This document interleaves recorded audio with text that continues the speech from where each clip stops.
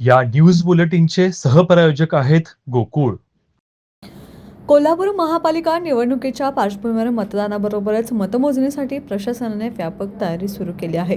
प्रत्येक प्रभागाची मतमोजणी 2 किंवा 3 फेऱ्यात करण्याचे नियोजन असून याबाबतचा अंतिम निर्णय लवकरच घेतला जाणार असल्याचे संकेत प्रशासनाकडून देण्यात आले आहेत.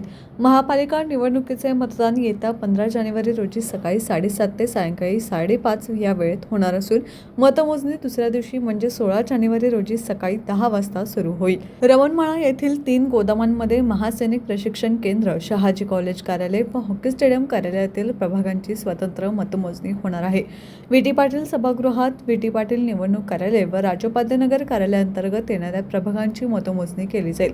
दुधाळी कार्यालयातील प्रभागांची मतमोजणी त्याच ठिकाणी, तर गांधी मैदान कार्यालयातील प्रभागांची मतमोजणी संबंधित कार्यालयातच होणार आहे.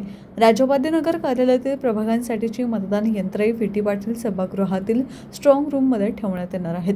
प्रत्येक निवडणूक कार्यालयात 10 टेबलांवर यंत्रांद्वारे 3 फेऱ्यात मतमोजणी तर 2 टेबलांवर पोस्टल मतांची मोजणी करण्याचं नियोजन आहे. काही अधिकाऱ्यांनी 15 टेबलांवर 2 फेऱ्यातच मतमोजणी करण्याचा पर्याय सुचवला असला तरी उमेदवारांच्या प्रतिनिधींमुळे गर्दी वाढण्याची शक्यता लक्षात घेता 3 फेऱ्यात मतमोजणी करण्याकडे प्रशासनाचा कल आहे. दरम्यान मतदान केंद्रांवर नियुक्त अधिकारी व कर्मचाऱ्यांचे दुसरे प्रशिक्षण आज 2 सत्रात पार पडले. हे प्रशिक्षण सायबर कॉलेजच्या आनंद भवन, राजारामपूर येथील विटी पाटील हॉल, म. लोहिया, राम गणेश गडकरी सभागृह व राजाराम कॉलेज येथे झाले. मुख्य निवडणूक निर्णय अधिकारी के. मंजुलक्ष्मी यांच्या मार्गदर्शनाखाली अतिरिक्त आयुक्त रविकांत अडसूळ, शिल्पा दरेकर व 7 निवडणूक निर्णय अधिकारी यांच्या उपस्थितीत हे प्रशिक्षण संपन्न झाले.